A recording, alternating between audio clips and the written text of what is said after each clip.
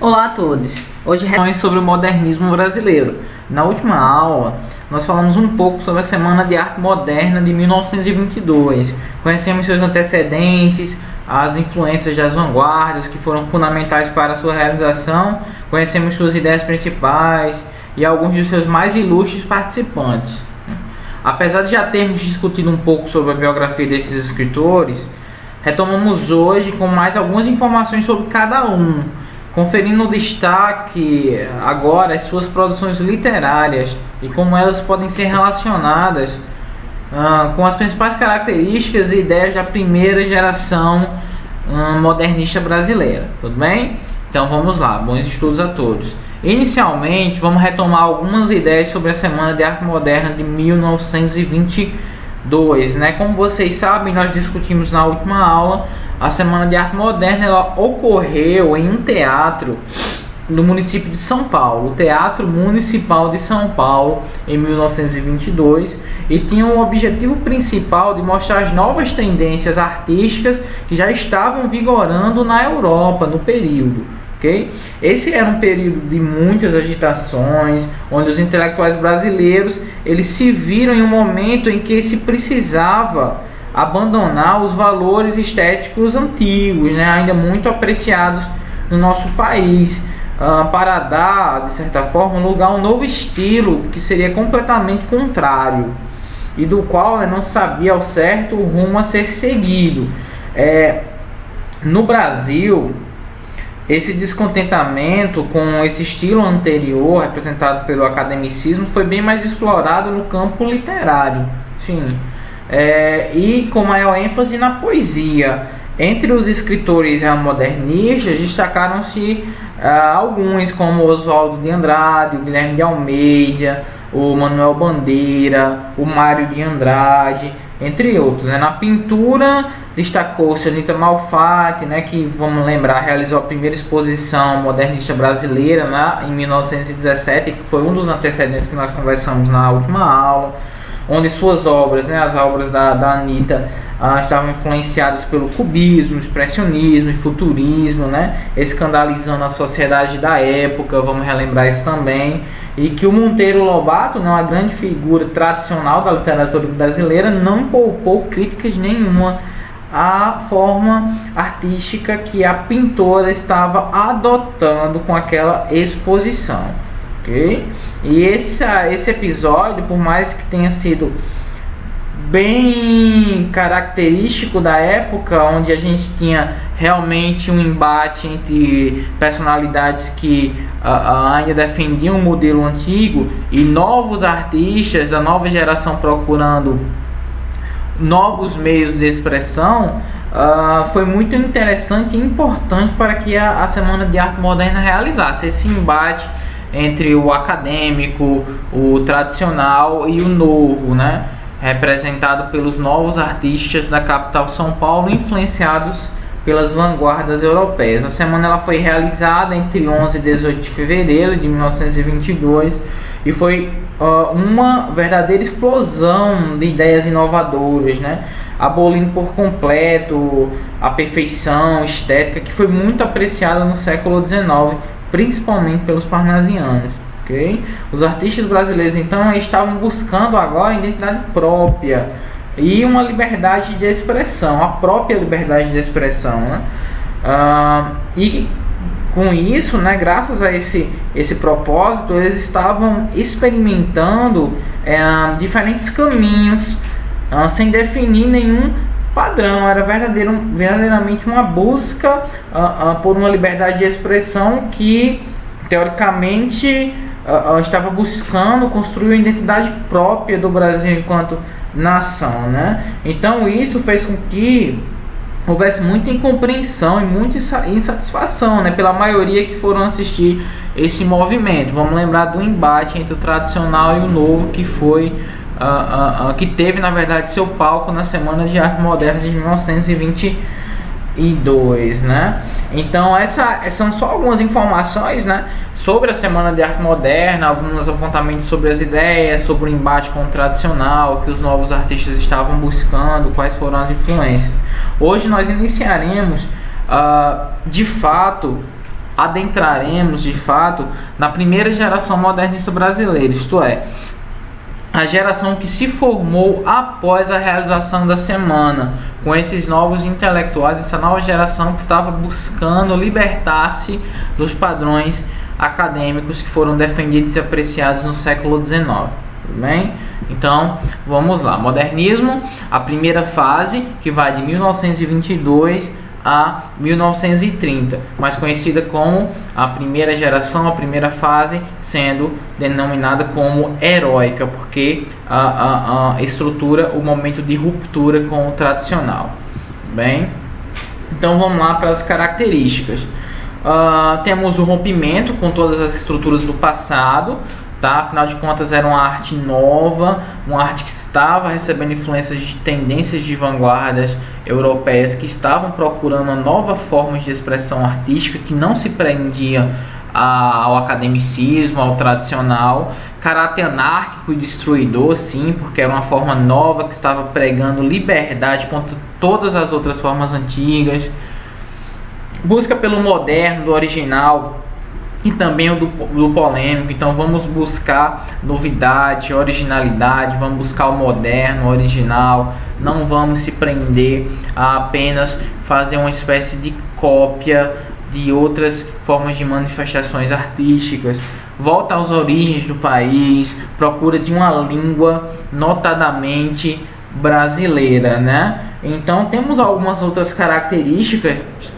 Essas aqui são só alguns pontos, esses aqui são apenas alguns pontos, né, que eu elenquei, mas temos outras características entrando em território literário, como por exemplo no campo da poesia, né? Nós vamos ter uma poesia que é marcada pela ausência de rimas e de métricas, que era algo muito valorizado principalmente na estética parnasiana, né, onde nós temos um padrão de construção poética, né? Temos muitas ironias, linguagem informal, né? Temos muito humor, ironia, né, em erros gramaticais. Isso vai estar bem nítido quando a gente estiver analisando alguns poemas mais tarde, e outras mais, né? Então temos a primeira fase, como uma fase conhecida como heróica, né? Já expliquei por quê. Porque foi o momento que pregou, estabeleceu os novos objetivos da nova geração moderna, e esses objetivos obviamente estavam em conflito com as ideias mais tradicionais, então por isso que são tidos como intelectuais heróicos, e a primeira fase é conhecida como heróica, né, porque teve que se estabelecer e teve que se sustentar essa nova forma, essa nova compreensão de se produzir literatura no país. Tá? Então, compreendendo o período de 1922 a 1930, apresenta o desejo de liberdade, porque liberdade dos padrões, liberdade do tradicional, do acadêmico, do objetivo, do métrico, de ruptura e de destruição do passado como características marcantes. Vejam que essa primeira geração ela foi bem enfática, né? Ela foi uma geração que chegou para marcar, que chegou para inovar. Okay? Os principais autores são Oswaldo de Andrade, Mário de Andrade, Manuel Bandeira, Alcântara de Machado. Nós já vimos um pouco sobre esses três primeiros, tá? O Alcântara Machado fica para pesquisas de vocês. Iremos nos debruçar sobre a vida e obra desses três primeiros, afinal de contas são realmente os principais representantes dessa primeira geração romântica. A título de observação fica a sugestão de pesquisa do Alcântara Machado. Essa primeira fase, então, ela foi predominantemente poética. Entretanto, encontramos também alguns textos em prosa. Okay? Nesse período, nos encontramos como grandes marcas a negação do passado, okay? Das formas de construção artísticas do passado, assim como a própria ideia de representação do passado. Isso é interessante. Vamos pegar, por exemplo, o conflito que o modernismo instaurou contra a concepção de passado romântica, onde tinha o índio sendo idealizado, onde a gente tinha o índio como alguém que conhecia, que possuía todas as marcas europeias, ou seja, era um índio aculturado, totalmente aculturado. Então, essa negação do passado se dá tanto em termos de estética artística literária, como também de modelos de representação do passado defendido em algumas escolas anteriores, ok? A valorização poética do cotidiano, isso é algo interessante. Vamos focar naquilo que pode ser observado no dia a dia, que faz parte da vida do povo. O nacionalismo, né, desejo de exaltar a pátria, que também é um nacionalismo totalmente diferente do nacionalismo defendido, por exemplo, já que a gente já comentou, com a escola romântica, ok? Que exaltava o índio, alguns elementos da fauna e da flora de maneira idealizada. Aqui nós temos um nacionalismo que é um pouco mais radical, e a liberdade linguística, ou seja, eu posso produzir os meus textos tendo liberdade de expressão. Eu não quero construir meus textos observando métrica, tendo que obedecer forma fixa de soneto. Não, aqui os autores, e isso faz parte inclusive dos manifestos modernistas, né? Eu posso escrever meus textos da maneira que eu bem entender, ok? Existe essa liberdade artística, basicamente através da incorporação da linguagem coloquial e também do anarquismo, ok? Temos aqui nessa primeira fase, que é predominantemente mais poética, né?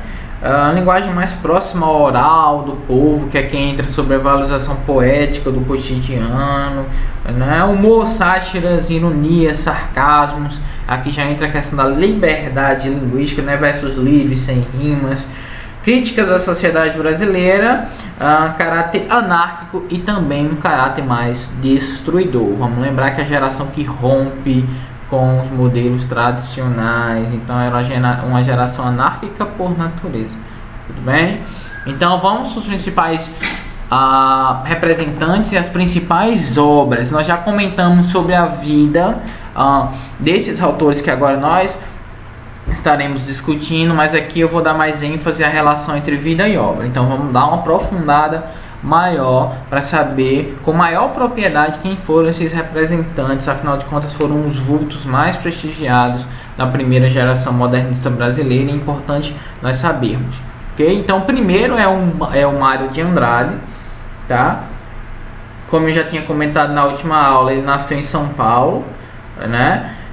Vem de uma família humilde, ok? Mas que sempre teve acesso à cultura, né? Afinal de contas, desde cedo ele fez aulas de piano e desde sempre demonstrou ter interesse em poesia, ok? A partir de 1917, o Mário ele inicia a sua carreira literária, né? Com o primeiro livro, né? Intitulado Uma Gota de Sangue em Cada Poema. Eu vejo que é um título aí bem expressivo, né?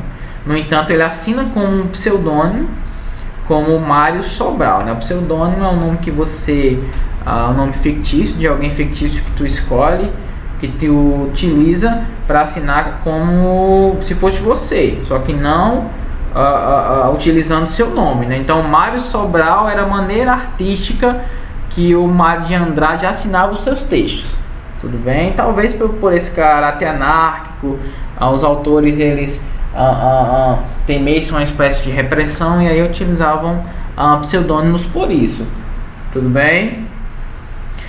Para melhorar sua escrita, o Mário de Andrade ele viaja muito para o campo e também para outras regiões do país, né? Ele era muito observador e tinha um hábito forte de documentar a cultura e a história. Eram duas paixões que o Mário de Andrade tinha, né? Anotava informações pertinentes sobre o povo brasileiro, sobre sua cultura e sobre sua história, né? Gostava de levar sempre a literatura e o folclore lado a lado. Isso vai fazer com que surja, a gente vai falar já sobre essa obra, sobre o Macunaíma, né? Afinal de contas, é uma das principais obras da primeira geração modernista brasileira e representa bem esse gosto do Mário de Andrade em fazer com que a literatura e o folclore eles andassem lado a lado, né? Conhecendo a Amazônia e também o Nordeste em suas viagens, né? O Mário de Andrade ele viajou muito pelo país porque ele era alguém que admirava a cultura brasileira, a história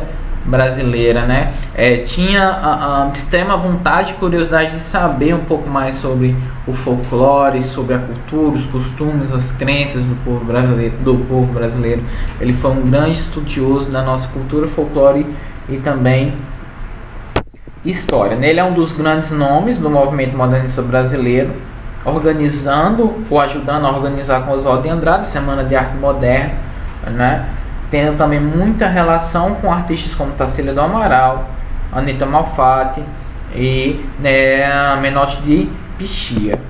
Okay? Então tem outras obras do autor que também são importantes, né? Como Amar, Verbo Intransitivo, o próprio Macunaíma, que nós iremos falar já já, e a Pauliceia Desvairada, né? O último livro que inclusive marca o começo do modernismo literário brasileiro, né? O autor, o Mário de Andrade, foi muito inspirado pelos movimentos que aconteciam na Europa na época, assim como os outros representantes da Semana de Arte Moderna de 22 aqui no Brasil, em especial pelo futurismo e também pelo expressionismo, né? Duas das principais correntes de vanguarda que influenciaram os nossos autores nesse período.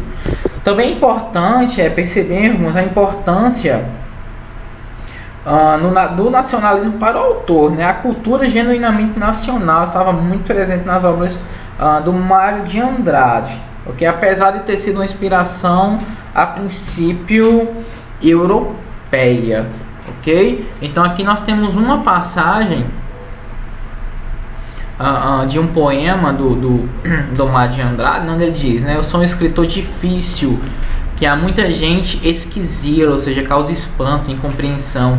Porém, essa culpa é fácil de se acabar de uma vez. É só tirar a cortina que entra luz nessa escuridez. Então, esse trechinho desse poema pode se compreender, trazendo para o contexto de Semana de Arte Moderna, de modernismo, como uma crítica que o autor faz para com os movimentos anteriores, né? E na verdade fazendo uma espécie de compromisso com as tendências atuais, ou seja, sobre o modernismo que estava alçando seus primeiros voos. Veja, eu sou um escritor difícil, que há muita gente esquisita. Afinal de contas, os escritores da primeira geração do modernismo eram escritores que eram mal compreendidos, né? Vamos lembrar da Anita Malfatti com a exposição que levou o Monteiro Lobato a tecer grandes críticas sobre elas. Então era uma forma nova de expressão artística, inspirada em vanguardas, né? Que pretendia desconstrução, o novo, o moderno. Então, obviamente, causava uma certa inquietação, né? Porém, essa culpa é fácil de se acabar de uma vez. É só tirar a cortina que entra a luz nessa escuridez. Então é como se a arte moderna fosse a luz que poderia fazer com que a forma de produção artística nacional recebesse luz, né? Acabando com o período de escuridez, da cópia, da mesmice, do odierno, do comum, tá? Então foi apaixonado pela cidade de São Paulo, era um escritor irreverente e criativo, buscava o resgate da linguagem cotidiana, do popular e do folclórico, com seu texto Pauliceia Desvairada, que temos como primeiro livro totalmente modernista. Vejamos o prefácio desse livro. Okay? Então vamos acompanhar aqui o prefácio da Pauliceia, que é tido como primeiro livro genuinamente moderno brasileiro, que foi de autoria do Mário de Andrade. Vamos ver o que ele está estabelecendo nesse prefácio tão importante para a primeira geração e para o próprio modernismo no Brasil. Okay? Então ele diz: está fundado o desvairismo. Este prefácio, apesar de interessante, inútil. Alguns dados, nem todos, sem conclusões. Para quem me aceita, são inúteis ambos. Os curiosos terão prazer em descobrir minhas conclusões, confrontando obra e dados. Para quem me rejeita, trabalho perdido explicar o que, antes de ler, já não aceitou. Olha aqui, novamente uma crítica, né, ao leitor mais tradicional e não entende as ideias modernistas. Quando sinto a impulsão lírica, escrevo sem pensar tudo que meu inconsciente me grita. Okay? Penso depois, não só para corrigir, como para justificar o que escrevi. Daí a razão desse prefácio interessante. santismo. Então vejam aqui que ele realmente constrói um prefácio sem ter uma ordem lógica, sem ter uma linearidade que poderíamos esperar. É como se ele sentasse e resolvesse escrever tudo que viesse à mente, como ele bem diz aqui, né? Quando sinto a impulsão lírica, escrevo sem pensar tudo que meu inconsciente me grita. Ok? Então vejam aqui a presença do inconsciente, da razão, podemos dizer, criativa, da pulsão criativa, melhor dizendo, né? Então esse é um prefácio, né, que consta no livro Pauliceia Desvairada, que é uma obra que é publicada em 1922, ou seja, no mesmo ano da Semana de Arte Moderna, que foi um dos grandes marcos da literatura brasileira e que traçou, por assim dizer, os alicerces dessa estética modernista no Brasil.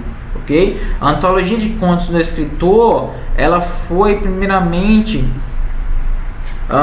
a primeira obra, né, melhor dizendo, realmente de vanguarda do movimento do movimento modernista brasileiro, né, da corrente modernista brasileira, tá? Aqui nessa obra, né, na Pauliceia Desvairada, o Mário de Andrade ele rompe radicalmente com todas as obras anteriores, né, fazendo uma análise do provincianismo e da sociedade paulista do começo do século XX. Okay? Anos mais tarde, em uma conferência intitulada Movimento Modernista, o escritor definiu esse livro, né, o primeiro livro notadamente moderno, como um áspero de insulto, gargalhante de ironia, ok?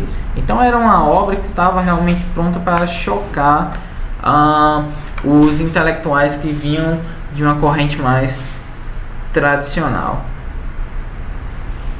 Esse ar de deboche presente no prefácio se estende por todo o livro, mas o Mário de Andrade não escreveu só poesias, pois escreveu em prosa e escreveu um romance muito conhecido, né? O Macunaíma, que não apresenta as características de um romance como nós conhecemos, ou seja, teve o Pauliceia Desvairada, que é uma obra que ele vai se debruçar sobre a cultura paulista, sobre os acontecimentos do cotidiano da cidade de São Paulo, com muito humor, ironia, sarcasmo, né? Vejam um prefácio interessantíssimo, que de interessantismo à primeira vista não tem nada, né? Mas a própria forma de construção dele é moderna, no momento que ele simplesmente parece jogar as ideias sem fazer uma seleção lógica, né? Dando vazão à sua pulsão criativa. Fora esse grande livro de poesia, né, Pauliceia Desvairada, ele também escreveu um livro em prosa chamado Macunaíma, que foge às características de um romance tradicional, né? Vamos lembrar que o modernismo ele vai procurar romper com tudo aquilo que era usualmente utilizado, né, por estéticas passadas. E aí, claro que nós teríamos que esperar uma organização de um livro totalmente diferente, né? Quais seriam as características de um romance tradicional? Só para lembrar, penso eu que vocês conhecem o que seria um romance, né? Um gênero em prosa de caráter predominantemente narrativo, né? Quais seriam as características de um romance tradicional?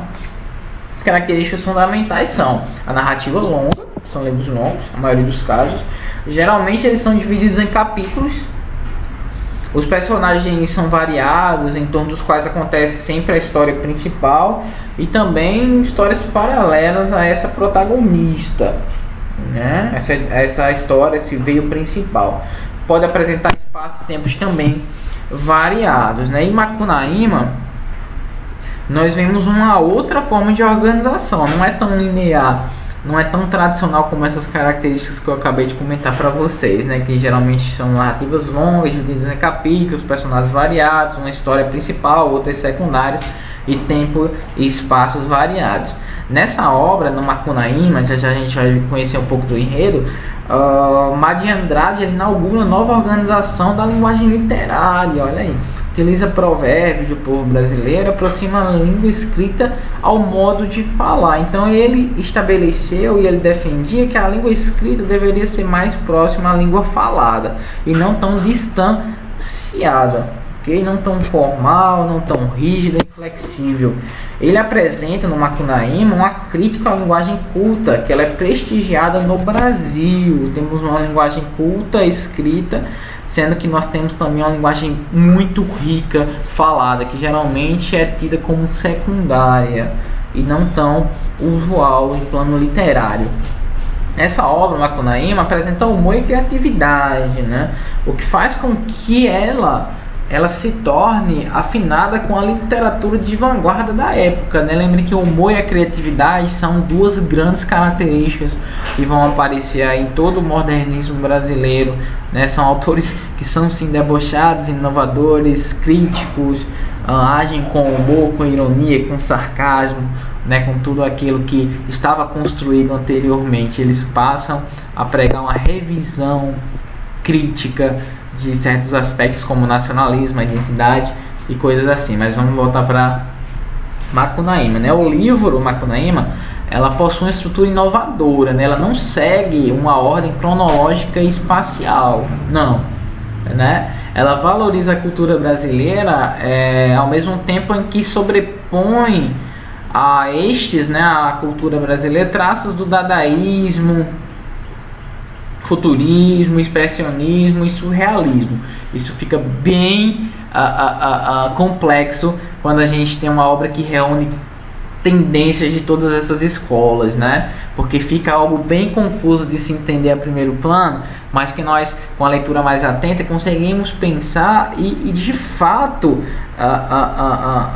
conseguir compreender, se não totalmente, mas pelo menos parcialmente, as ideias do autor para a obra. Tudo bem? Então vamos passar agora para o Macunaíma, algumas observações sobre essa obra. Nós já comentamos um pouco sobre a organização não tradicional, né, que vai reunir aí tradições orais e folclóricas do povo brasileiro, mas aí vamos adentrar um pouco mais nas características dessa primeira, talvez, grande obra do modernismo brasileiro, ao lado de Paulicéia Desvairada.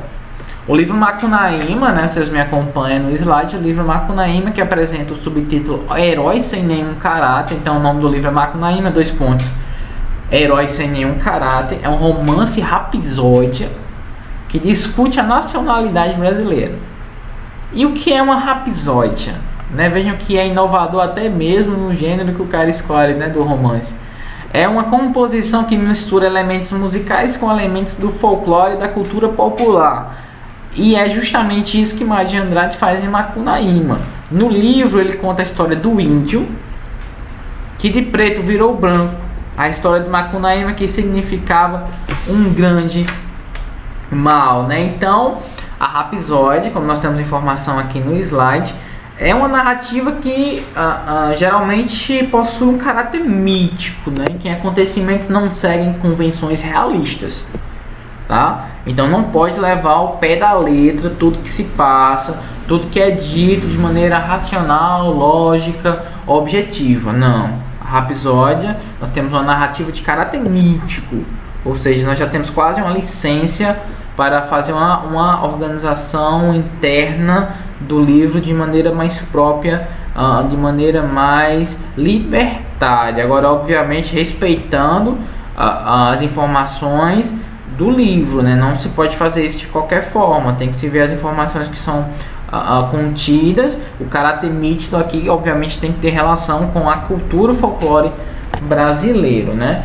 No caso de Macunaíma, essa obra ela procura fazer um retrato do povo brasileiro por meio de um herói sem caráter, tá? Macunaíma é fruto de todo o conhecimento que o Mário de Andrade, lembrem, adquiriu acerca das lendas e dos mitos, principalmente indígenas e folclóricos do Brasil. Ele andava muito, conhecia muitos estados, fazia anotações, ouvia o povo e daí conseguiu reunir muitas informações sobre lendas e mitos, assim como o folclore, ok?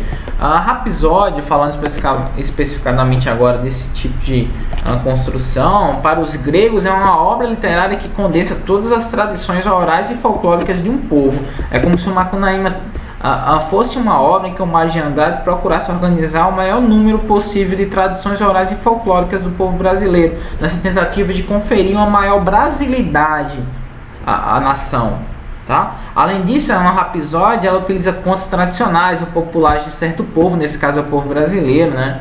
Em termos de composição improvisada, tá? Então temos uma obra aí que vai se debruçar sobre mitos, sobre contos, sobre folclore brasileiro, não seguindo aí convenções realistas, tá? Por hora vocês só sabem que o Macunaíma é um índio, tá? E agora nós passamos para a análise da obra, tá? Ou seja, vamos começar pelo enredo, tá? Deste grande livro, dessa grande obra do Mário de Andrade, que vai estar aí lançando as bases e vai estar caminhando lado a lado com a tendência da modernista de primeira geração, ou seja, de termos aí uma literatura que procure construir uma nova proposta de identidade brasileira, né? Então, no Macunaíma, o Mário de Andrade procura organizar mitos, procura trazer provérbios, procura trazer noções de folclore para a obra, para dizer, olha, isso aqui é o que é genuinamente brasileiro.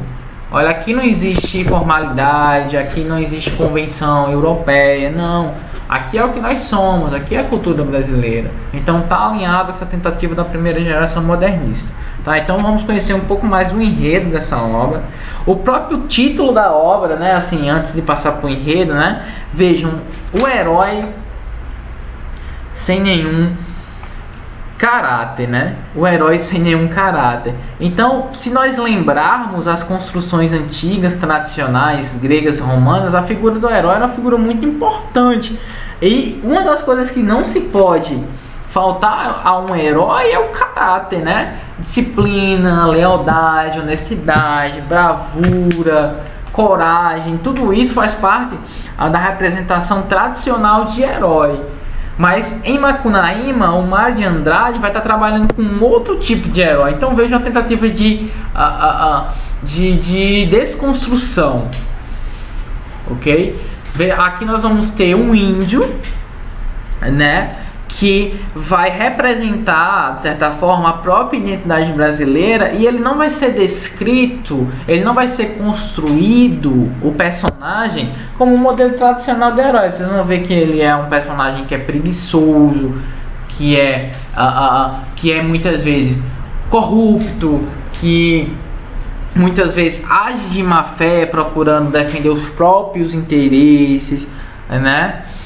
Que pratica o adultério, traindo o seu irmão, onde tem uma relação com a esposa do irmão mais velho. Então vamos ver que ele realmente não tem caráter, uma desconstrução do herói tradicional. E talvez aqui o Mário de Andrade ele quisesse mostrar, né, ou criar talvez uma construção em que a gente pudesse ver uma figura brasileira e talvez pudéssemos observar que o brasileiro tradicional ou o brasileiro comum muitas vezes não é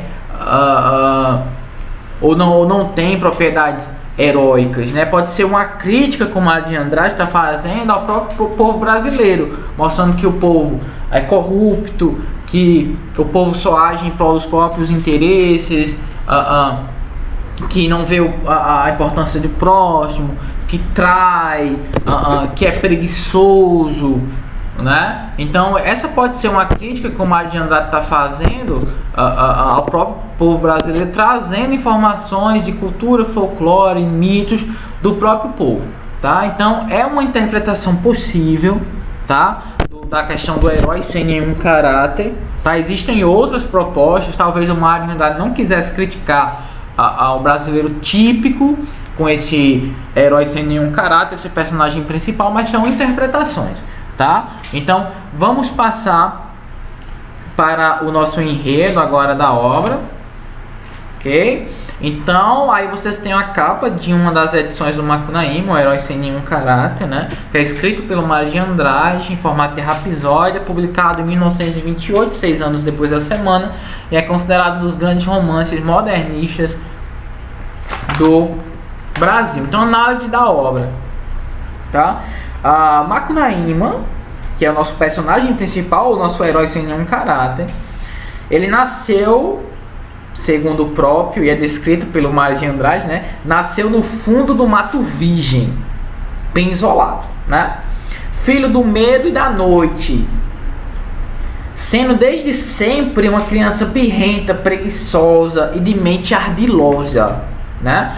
Ele passa toda a sua infância em uma tribo amazônica, até que toma banho de mandioca brava e então se torna um adulto por passe de mágica. Então veja que a gente não pode ler a obra levando tudo ao pé da letra por convenções realistas. Como é que você toma um banho de mandioca brava e se torna um adulto? Então aqui a gente vê um pouco do mito, da crença, da superstição do povo brasileiro, né? Ele apaixona-se por si, que é tido como a mãe do mato, referência à cultura indígena. E com ela, com a Si, ele tem um filho que morre ainda bebê. Após a morte do filho, né, Si, seria a mãe, a primeira mulher do Macunaíma, sobe aos céus de desgosto e então vira uma estrela. Macunaíma, ele fica muito triste por perder a sua amada, né, e possui apenas uma forma de recordar dela, que foi um amuleto que ela o deu, chamado Muiractã. No entanto, esse Muiractã, que foi um presente muito precioso da Si, ele perde.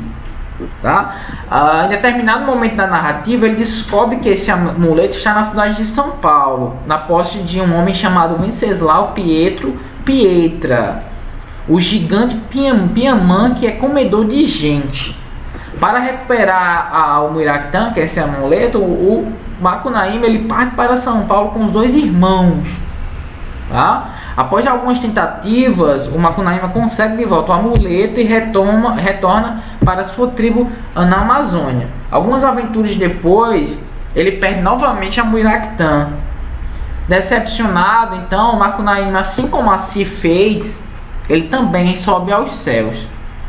Então vejam que é uma obra que foge da linearidade, que não segue modelos tradicionais de organização, tá? Então temos um índio que tem uma relação com uma espécie de divindade indígena, a mãe do mato. Tem um filho, morre bebê, a mãe do mato dá um amuleto, ele o perde. Depois vai a São Paulo recupera, depois perde, e aí amargurado sobe aos céus para se tornar uma estrela. Então vejam que é um enredo muito original, que foge a padrões, né? Que tem características próprias, muita inventabilidade, criatividade do autor. A linguagem dessa obra é construída por processo de colagem, né? O que seria isso? Ele combina vocábulos e torneios sintáticos, colhidos dos mais variados sotaques e costumes do Brasil. Com isso, então, o autor ele cria um estilo muito pessoal e expressivo, né? Capaz de transmitir lirismo, humor, deboche, comicidade, revelando maturidade literária e também muito domínio estilístico, por assim dizer. Então, o Macunaíma era um herói que era debochado, malandro, garoto terrível, bem diferente da imagem que tínhamos de um herói.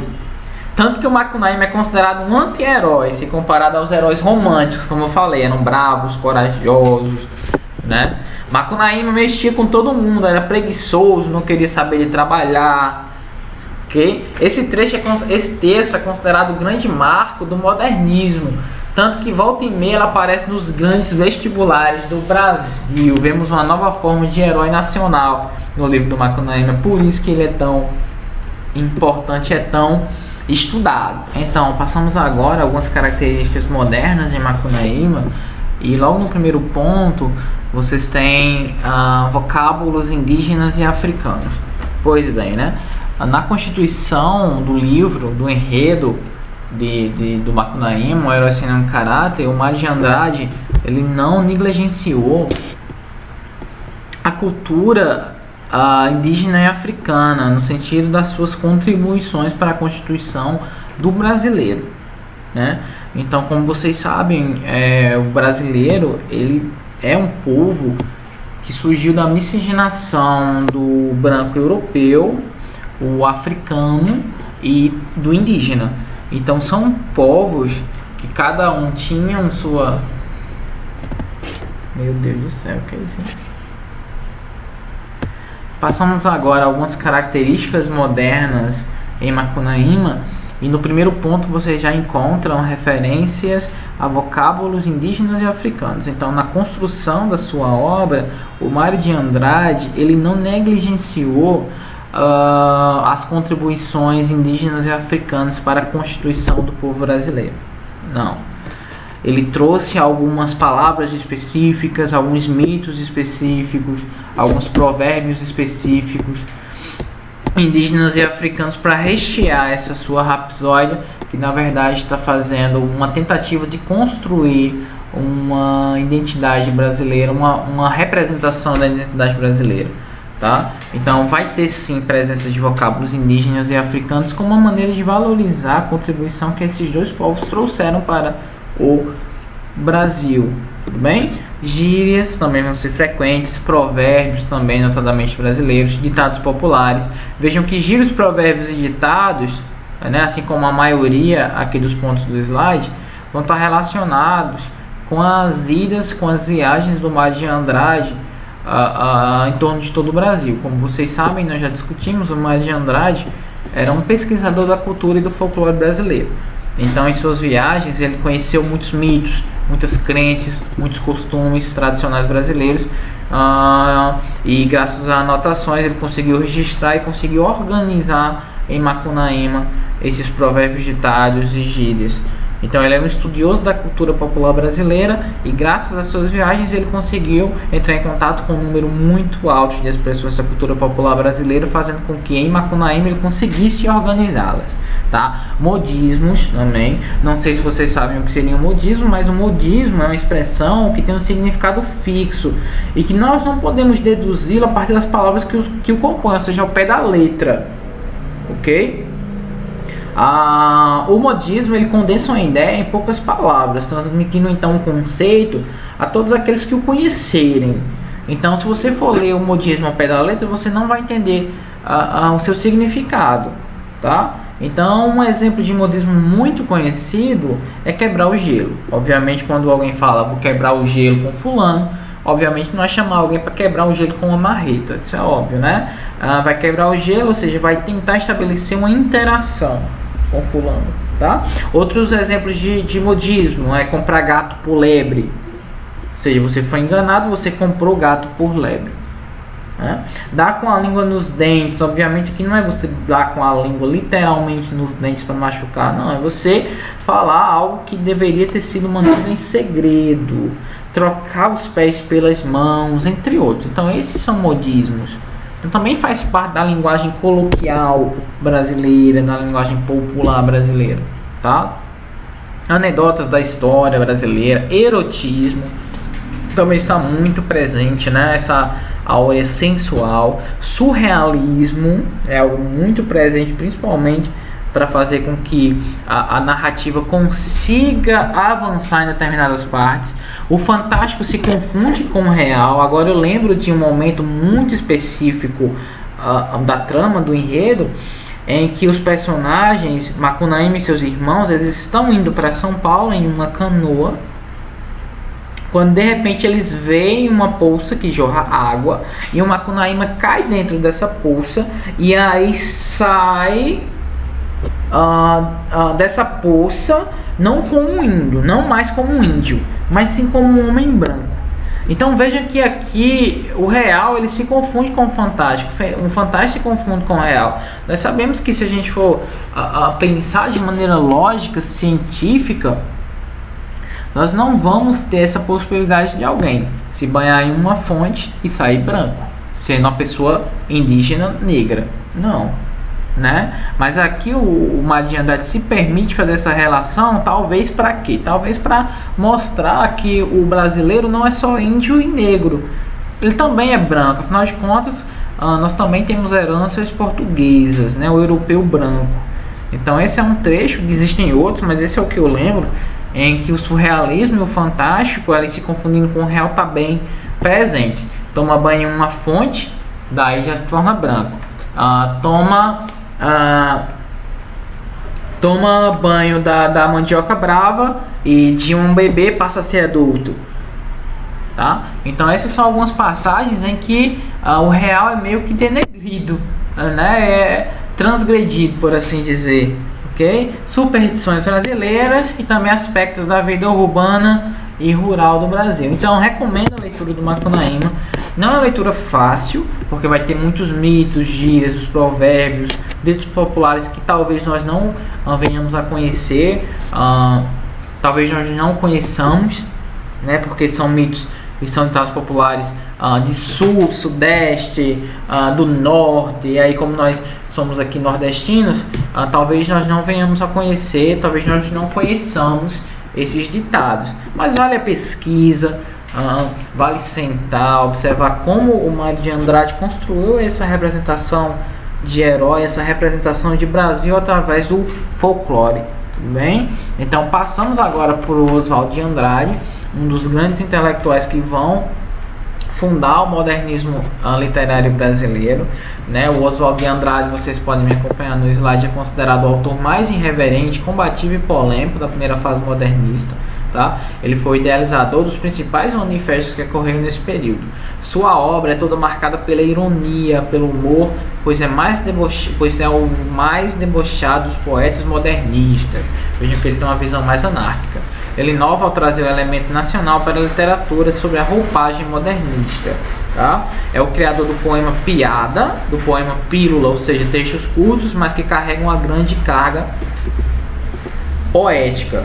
Poemas curtinhos, mas que falam sobre muita coisa, né? Tem uma complexidade muito grande, por assim dizer, né? O Oswald de Andrade, nós já conversamos um pouco sobre a biografia, mas eu só vou retomar. Ele nasceu em São Paulo, né? Em 1890, ele formou-se em direito, mas ingressou na carreira jornalística, ok? Em 1911, ele iniciou sua vida literária no jornal Pirralho, que fundou junto com Alcântara Machado, que eu deixei a sugestão para vocês pesquisarem.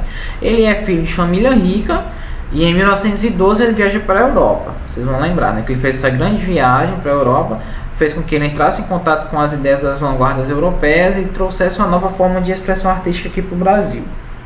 Tudo bem? Em Paris, que é onde ele ficou, né, ele entra em contato com as ideias futuristas. Okay? Em 1917 ele volta para São Paulo e nesse mesmo ano, né, em sua coluna do Jornal do Comércio, defende a Anita Malfatti, né, das críticas que o Monteiro Lobato fez a ela.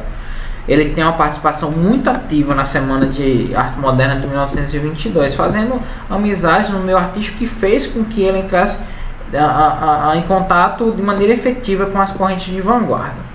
Okay? Ele era um homem muito polêmico, irônico, muito gozador, teve uma vida muito atribulada, né? Foi idealizador dos principais manifestos modernistas, entre eles o Manifesto do Pau-Brasil, vocês vão lembrar. Em 1926 ele casou-se com Tarsila do Amaral, sim, a mesma que pintou Abapuru, acho que vocês lembram dessa pintura, que faz inclusive as ilustrações do seu primeiro livro de poemas, Pau-Brasil. Okay? Juntos, ele e a Tarsila, né, na época eram casados, eles fundam o movimento antropófago, que pretendia basicamente fazer, tanto na literatura como na pintura, que o Brasil devorasse a cultura estrangeira e criasse uma cultura revolucionariamente própria. Tá? Então aqui eu tenho dois poemas do Oswald de Andrade, o primeiro intitulado Erro de Português e o segundo Pronominais. Tá? Então vamos primeiro tratar do erro de português e depois para o segundo pronominais. Quando o português chegou debaixo de uma bruta chuva, vestiu o índio. Que pena! Com sua manhã de sol, o índio tinha despido o português. Vamos lá e vamos com calma. O poema ele faz uma alusão a um fato histórico, tá? Que inclusive está presente na carta de Pero Vaz de Caminha, né, que foi um dos escribas que fez o primeiro contato com os índios brasileiros, né, a mandado do rei, que diz que na noite seguinte ventou tanto o sueste com chuvaceiros que fez calçar as naus e especialmente a capitania. Então tem aí um documento histórico que diz realmente que o primeiro contato dos portugueses com os índios brasileiros foi através de uma chuva muito forte, né? O título ele pode fazer referência a uma ideia que o português chegou aqui por ter errado o caminho das Índias, né? Afinal de contas não estava nos planos dos portugueses descobrir um país em dimensões continentais como o Brasil. Quer dizer que quando os portugueses descobriram o Brasil, estava chovendo e os índios vendo os portugueses agasalhados, então eles tentaram imitar o figurino, né? Já se os portugueses tivessem chegado no dia de sol, debaixo de um calorão, os portugueses é que teriam imitado os índios e tirado por tantas roupas, né? No poema do Oswald de Andrade, a oposição entre vestir e despir, ela sugere uma relação de poder entre o povo dominante e o povo dominado. Nele, né, no poema, nós percebemos uma visão positiva à cultura indígena, ou mais que isso, existe uma perspectiva diferente da portuguesa, do colonizador. O título em si faz uma alusão irônica à nossa colonização, de certa forma. As condições externas, que eram alheias à nossa vontade, influenciaram o que aconteceu conosco, o que acontece conosco. Trata de uma relação ao acontecimento colonial brasileiro, em que a cultura do branco, do português, se sobrepôs à cultura do indígena, devido às circunstâncias daquele momento histórico, tá? Então vemos aí um poema que traz relação aí de colonizado e colonizador, que faz alusão ao momento histórico brasileiro, né, que é a favor, de certa forma, a cultura indígena e que traz uma visão mais negativa do colonizador, né, no momento que, sim, quando se estabelece enquanto colonizador, a primeira coisa que o colonizador faz é sobrepor a sua cultura sobre a cultura do povo dominado. Isso já aconteceu em muitas nações, em muitos momentos da história. Então, a primeira prática do colonizador é, sim, vestir, entre aspas, o colonizado com a sua cultura, né? Modo de falar, modo de vestir, religião, costumes, tudo isso. Em pronominais, nós temos o seguinte: dei-me um cigarro, diz a gramática, do professor e do aluno e do mulato sabido. Mas o bom negro e o bom branco da nação brasileira dizem todos os dias: deixa disso, camarada, e me dá um cigarro. Então, nesse poema, Oswald de Andrade ele ressalta a proposta de reduzir a distância entre a linguagem falada e a escrita, que é uma das principais características do primeiro tempo modernista, da primeira geração modernista, né? Renegando assim o passadismo acadêmico inflexível. Neste poema, observa-se a defesa da colocação pronominal que segue o padrão fonético popular brasileiro. A próclase seria então a forma mais comum, né? Ou seja, me dá e não dei-me, diferente do padrão português, que orienta a norma culta pela valorização da ênclise. Tudo bem? No primeiro verso de pronominais, né, nós temos dei-me um cigarro, que exemplifica uma das muitas diferenças que existem entre a língua que a gramática normativa considera correta, ou seja, norma culta, e a língua geralmente falada pela maioria das pessoas, como se percebe no último verso, né? Me dá um cigarro, ao invés de dar-me um cigarro. Dê-me um cigarro, nós temos uma construção gramaticalmente tida como correta, mas que não é a falada popularmente, né? Enquanto que me dá um cigarro não é a que a gramática defende, mas é a que o povo mais fala. Então existe uma espécie de redução de distanciamento entre as duas, tá? Então, ao se analisar mais pronominais, né, identificamos outra característica modernista destacada pelo autor, né, que é o uso do verso livre, assim como também erro de português, né? O uso do verso livre, então, traduz a liberdade plena da forma, a qual não significa ausência de ritmo, né? Mas criar a cada verso um ritmo. Ao escrever o poema, então, né, o autor ele opta por ressaltar essas duas características, talvez com o intento de acentuar outras particularidades, como a procura pelo moderno, pelo polêmico, e ao mesmo tempo, então, o nacionalismo se manifesta em relação à linguagem, pois uma das mais importantes propostas do projeto artístico desse poeta é a ruptura com os padrões da língua literária culta e a busca de uma língua mais brasileira, que incorporasse todos os erros, entre aspas, gramaticais. visto por ele como uma verdadeira contribuição para a definição da nacionalidade. Então vejam aqui que a própria gramática que é alvo de uma certa crítica, como que o Oswald de Andrade faz, né? É a língua é a língua dos livros, a literária, a culta, mas não é a língua falada. Então vejam que aqui existe novamente essa crítica ao academicismo, uma das principais características da primeira geração modernista brasileira, e vejam que existe uma tendência a se valorizar a língua mais coloquial, usual, do povo, né? Como vocês podem ver aí com a diferença entre a ênclise e a próclise, tá? Por último, nós temos o Manuel Bandeira.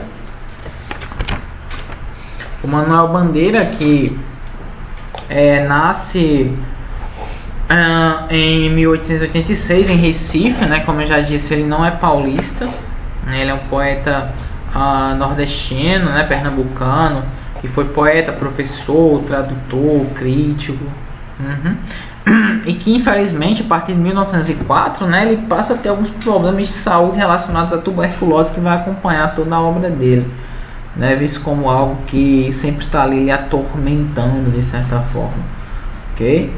Então, no primeiro momento se mostra preso aos valores parnasianos, né, com a questão mais métrica, mais rígida, mais específica, mas com o passar do tempo se transforma num dos grandes representantes do modernismo. É a partir do livro Libertinagem que Manuel Bandeira se firma realmente como um poeta modernista. A partir desse livro, os seus textos se aproximam muito do linguajar coloquial e também são bem diversificados. Tudo para o autor era tema poético, partindo de frases corriqueiras, fala dos meninos negros, das negras, das irenes e até notícias retiradas de jornal. E chega ao ponto de brincar com sua própria doença, a tuberculose. Então temos um poeta que em primeiro momento ele flerta um pouco com o parnasianismo, mas que a partir de um livro específico ele mostra de fato ter entrado em contato com as ideias modernas e a passar a valorizar mais o popular, mais o coloquial, com temas mais diversificados, olhando muito para o cotidiano, né? Afinal de contas, notícias ou falas de meninos, negras e até notícias de jornais passaram a ser temas da sua poesia, né? Libertinagem é uma sucessão de poemas realmente espantosos, né? Esse livro está em negrito, cheio de novidade, humor, erotismo, refinamento musical, força de imagens, tudo isso produzindo uma grande intensidade emocional, que às vezes aproxima-se dos piegas que nunca cai nele, tá? Então essa é uma das grandes características da poesia de Manuel Bandeira, né? É levar de certa forma a simplicidade até a beira do sentimentalismo, né? Mantendo-se sempre com maestria e finura, longe de qualquer tipo de vulgaridade. Okay? Mas é com o poema intitulado Poética que nós encontramos as principais características de sua obra. Vejamos alguns fragmentos deste, né? Poética de Manuel Bandeira, né? Esse poema, que nós encontramos um verdadeiro manifesto no movimento modernista brasileiro, né? 1922. Nesse poema, o autor ele vai elaborar críticas e propostas para que representam, na verdade, o pensamento estético predominante na época, né? Depois de caracterizar e repudiar o lirismo tradicional no poema, interpretado como mecânico, o Manuel Bandeira ele vai propor ilustrar o lirismo modernista, né? Fundando na sinceridade e no espontaneísmo o que o Manuel Bandeira próprio chamou de um lirismo de libertação, tá? Então vamos ler aqui o poema, já trouxe algumas informações sobre ele, mas vamos ver aqui, lê-lo bem rápido, para tentar condensar mais algumas informações sobre o texto, né? Poética. Estou farto do lirismo comedido, do lirismo bem comportado, do lirismo do funcionário público com livro de ponto, expediente protocolo, abaixo aos puristas, todas as palavras sobretudo, os barbarismos universais, todas as construções sobretudo, as sintaxes de exceção, todos os ritmos sobretudo, os inumeráveis. Quero antes o lirismo dos loucos, o lirismo dos bêbados, o lirismo difícil e pungente dos bêbados, o lirismo dos clowns de Shakespeare. Não quero mais saber do lirismo que não é libertação. Então, o lirismo aqui ele serve de palco para uma discussão que está bem evidente, né? O lirismo comedido, bem comportado, ou seja, o lirismo que ele precisa ser contornado pela forma fixa, pela objetividade, pelo padrão. E por outro lado eu tenho um lirismo que é um lirismo que não segue, ou que não deseja ter formas fixas, específicas. Ele não se prende a formas, ele é libertação. É lirismo dos loucos porque é um lirismo incompreendido, é uma forma de se construir textos que foge ao tradicional. Portanto, vai causar um certo espanto, né? Lembrem lá da Inquisila do Mário de Andrade. Mesma coisa aqui com o lirismo dos loucos do Manuel Bandeira. Tá? Então a poética moderna, pelo menos na primeira geração modernista, é uma poesia de ruptura, de chocar, de causar espanto, né? Que está revestida dessa espécie de tentativa de libertação dos poetas. Tudo bem? E aqui também temos um outro texto, né? O Pneumotórax, que representa bem a ironia como uma das principais características da poética de Manuel Bandeira. Ok? Então vamos ler o poema, depois eu trago algumas informações sobre ele. Febre, hemoptise, dispneia e suores noturnos. A vida inteira que podia ter sido que não foi. Tosse, tosse, tosse. Mandou chamar o médico. Diga 33, 33, 33, 33. Respire. O senhor tem uma escavação no pulmão esquerdo e o pulmão direito infiltrado. Então, doutor, não é possível tentar o pneumotórax? Não, a única coisa a fazer é tocar um tango argentino. Então vejam o quanto o Manuel Bandeira aqui é irreverente nesse poema, a ponto de fazer ironia com a sua própria condição de doente, de tuberculose, né? É algo muito realmente triste, de certa forma, porque mostra que ele teve uma vida que foi muito marcada pelo atendimento médico, pelo sofrimento, pela ausência de condições normais de respiração, mas o quanto ele consegue ser irônico com isso, a questão de que não existe nada a se fazer, a única coisa é tocar um tango argentino, ou seja, esquece, não tem o que fazer, né? Vai fazer uma outra coisa, porque isso não é mais possível em termos médicos, por assim dizer, né? Então o Pneumotórax ele faz parte da obra Libertinagem, né? A obra que ele apresenta padrões modernos, começa a apresentar padrões modernos, que é publicada em 1930. E esse poema ele pode ser dividido claramente, ao meu ver, em três partes, né? Na primeira parte, nos dois primeiros versos, né? A febre, hemoptise, dispneia, suores noturnos, a vida inteira que poderia ter sido e não foi. Temos a tortura de um tuberculoso, né? Quem faça sofrimento e lástima, lastima de certa forma, né? Toda a vida que não pôde viver, de certa forma.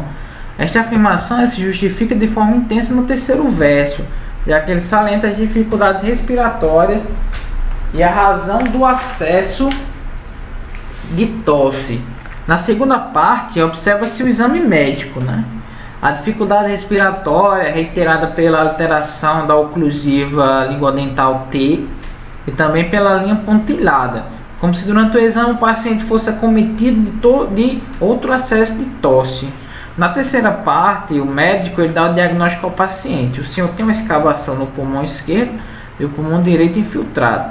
O paciente ainda tem esperança, como se vê neste verso, né? Então, doutor, não é possível tentar o pneumotórax. Entretanto, o médico, né, ironicamente, diz que o tratamento será inútil e de modo efêmico diz para tocar um tango argentino.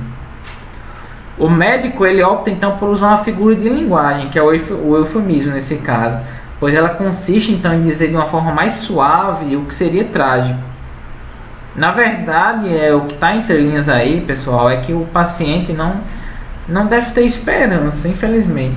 Como se sabe, o tango é a música de tragédias, né?